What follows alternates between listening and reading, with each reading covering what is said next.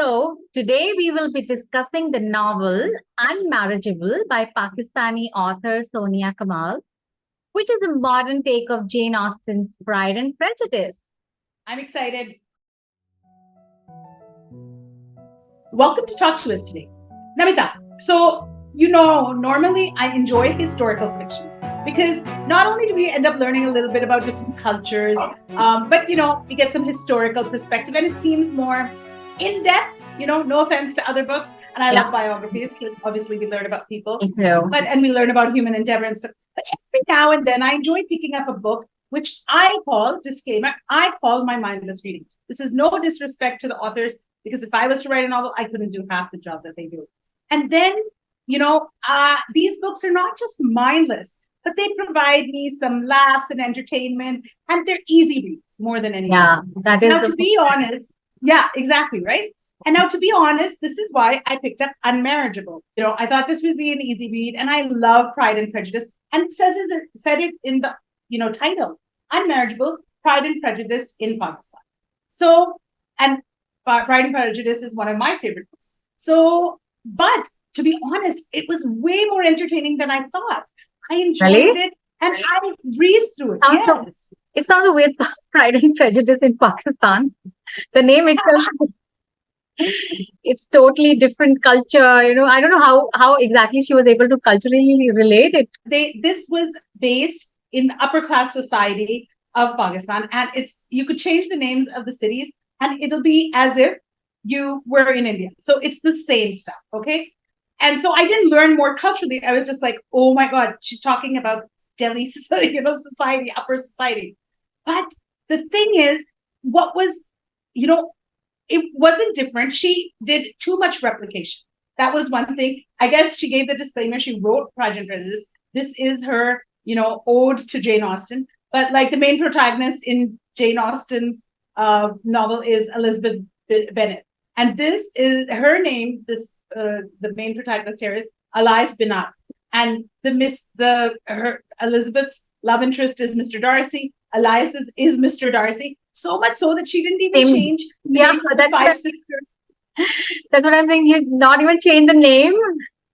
Yes, she didn't. The original were Jane, Elizabeth, Mary, Kitty, and Lydia. So Jane has become Genesba. Elizabeth has become Elizabeth. Mary has become Marisba. Kitty has become Kitiana, and Lydia has become Lady. Like, really, come on. You could have done a little bit. It was hilarious. Simrit, I know. I mean, she did all that. But do you think cultural adaptation had any depth to the story? They gave it a new perspective? The funny thing was, I found surprising when I finished the book. I'm like, I liked it. It was funny, whatever. And then I thought to myself, in 200 years, culturally, the social hierarchy, social class division, which Jane Austen talks about, gender roles, gender expectations from society, what Jane Austen talks about in pre-Victorian era, is exactly what we're still facing. Really? Okay. For everyone who's read Jane Austen's Pride and Prejudice, and you've read it, I know, is that we discuss the upper classes. Oh, this woman's mother, Elizabeth's mother did not come from money, so socially she's ranked lower, and we mustn't look above our station, and all this discussion. It's the same today. Isn't that sad? Like today, and when she was writing in this book as well, the mother has come from, a not moneyed background. They're from working class people, and that is held against these girls. So social classes are still very divided in our Indian subcontinent. Social class, culture. In our society, we place a lot of importance. Kahan se aaye hain? Inka background kya hai? What is their background? We haven't evolved in 200 years. I mean, I think it's not about Indian or Asian. I think everywhere it still is there somewhere. If you go to the upper class or high class, elite class, you're right. I'm just talking from our location. You are absolutely right. So they still differentiate a women with the money background, or maybe education is another one. A lot of criteria that actually are judging the women. Right. Especially the upper classes, the so-called old money or the old classes. Even in USA, our family traces heritage back to the Mayflower. Yeah. Who cares? My grandfather established. Good for you, my great-grandfather. What have you done, dude? What do you bring to the table yourself? And then money class divisions are across the board, here or there. And England is the same. You're right. This is not an Indian issue. But in metropoles, you hope that these divisions break. But in our metropolitan, these divisions don't break. So you see a lot of, and I've seen women in our circles and men in our circles say, "Oh my God, this woman, like, she's just come into money, and you can see it." And we judge. Now, here's where the gender roles come in. We judge the women more. Yes. Our expectation from women hasn't changed in 200 years. You could be a CEO of a company, but as Indra Nui's mother said to her, when you walk through the door, you're a mother first. Okay. Yeah. And she was saying it with the perspective that nobody can replace you at home, but you can be replaced at your work. And that's a really fair judgment. I agree to that. I actually, that's not against her. But the thing is that today, if you became a CEO and you were not married of a company and you're a woman, a lot of the parents would say, you know what? Put this to the side. This is not your establishment. Who cares? Can you go and like first get married? I mean, marriage, the pressure, men say it's the same. It's not, guys. Yeah. The pressure on a woman when she touches 30, and then now the 40 is the new 30. Culturally, getting married is a huge thing, right? Or not just culturally. Across the world, women identify their self-worth with marriage. That has not changed. Being a good mother. Why can't she have children? Oh my God, she got surrogacy. Who are you people? Exactly. I mean, so it's so sad that the same, and we're talking 200 years ago. We've got men on the moon. We have AI developing everything. But let's sit back, and socially, we're still not changing our mindsets. Maybe earlier it was everybody had the same thing. Today it's a little different, but still it's very prevalent. Getting married. So now in this where in Pride and Prejudice they have the ball where the sisters meet their future love interest. Here they had the big Pakistani or big fat Indian wedding, big fat Pakistani wedding. And so the mother goes hysterical. I got to spend so much. She goes out of her mind and over her budget trying to get the correct clothes for the kids. Because what is this big fat social wedding? It's a meat market out there. Market, marriage market. It's like you're marketing yourself for marriage in these weddings. Yes. You got to dress a certain way. You got to wear the right jewelry so you catch the right guy. It was so hilarious. And I was sitting there going, I can name 30 women who used to have to go through this when we were younger. Get dressed up, go there, oh my goodness, it's terrible. And then still another thing you were asking culturally, how it's different. The other thing that still is there, and I think that this is more an Asian and maybe African, I'm not so sure, but Asian thing for sure, is the daughter who sleeps with the man before marriage gets labeled like, the ill-reputed. She's brought basically to the family, she's brought dishonor, and that still holds from the pre-Victorian era, because you couldn't, I've read the book called The Rules, where you have to sit in the porch only with the man and don't cross your legs so he can't see it. So it's not just a fun read, it's culturally really awakening. What made you feel that it's interesting, like while reading?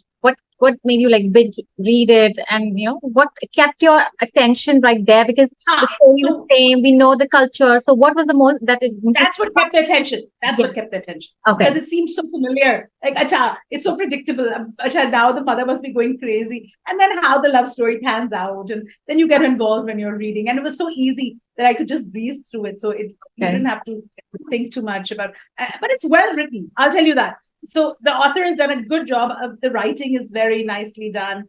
And the character is well developed. Both the protagonists are well developed, though I think the girl is better developed. The sister, she's better developed than the mother's quite well developed. You can just see her sitting, as if when an engagement breaks, it's the end of the world and all that. And how interesting is this, Simrit? These novels, it touches on various social issues, such as gender inequality or class distinctions or social expectations.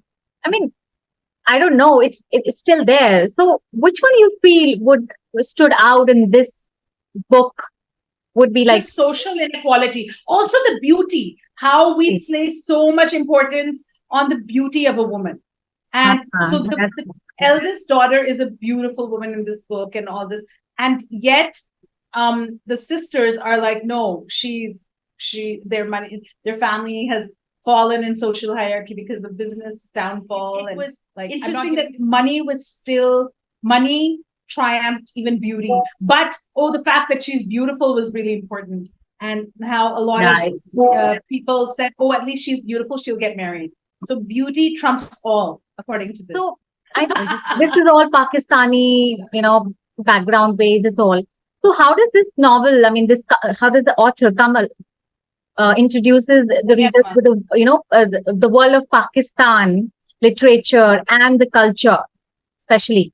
And did reading this book deepen your understanding or change preconceived notions you might have about like Pakistan, or maybe with any other reader who want to read? Would that change anything, or it's just gonna? It does. So for us, it's different. If you're not living in India, you should pick it up. And like even just living in India, also it's the self-understanding of how important English is in a post-colonial India, Pakistan, or Indian subcontinent. How much importance we place on the English language. And also we see our own countries through the lens of English. Yeah. I mean, we want to read our own authors, but we would need translated versions. So for us, English has become the new medium.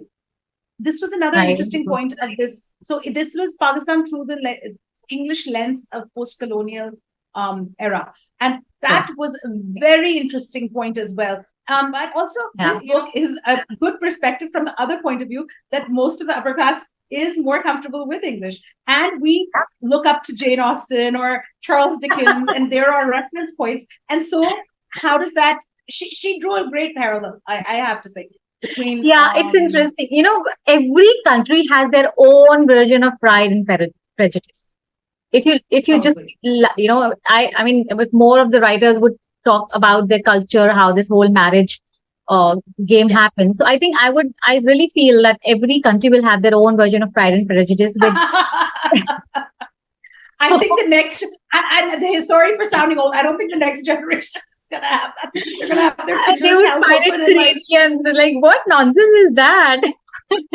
That's the interesting point. I gave this book, Pride and Prejudice, to one of my son's best friend. And I told her in the winter break, read it. And she came back, she's like, oh, useless book. And I was like, oh my God, you're only 12 and you're already... She's like, this is not real. I go, oh God. And here we go. So you think that Kamal was able to capture the essence of Austen's work? 100%. 100%. Of course, she then I feel it's worth reading. It is. If you enjoy reading and you enjoy the light read now and then, that's my only thing. And you want to revisit Pride and Prejudice in the, in your traditional settings, pick up Unmarriageable, enjoy it. For me, I give it a 4 out of 5 for the genre. Okay. For the genre. Okay. All right. That's all on TalktousToday, guys. But we look forward to hearing from you all. So if there is anything that you guys see or that you want us to talk on our show, do let us know in the comment section, or you can email us at hello@talktoustoday.com. But please don't forget to hit that subscribe button, guys, and stay notified of our new videos every Friday at 6 p.m. Also, don't forget to follow our podcast on Spotify under the same name, Talk to Us Today. And you'll find all the new and old talks of ours there. Thanks for joining us on Talk to Us Today. Remember to talk about Talk to Us Today. Yeah. Keep smiling. Keep laughing. Keep talking. And keep reading. Yeah, keep reading. Yeah, reading. Bye, guys. See you next Friday. Bye.